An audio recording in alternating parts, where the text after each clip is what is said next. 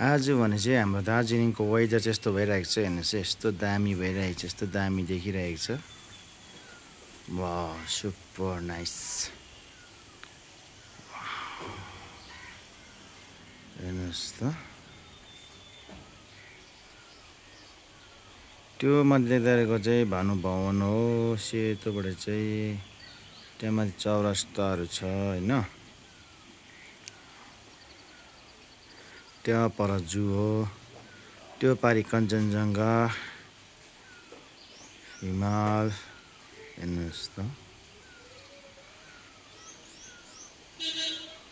वाह, super nice.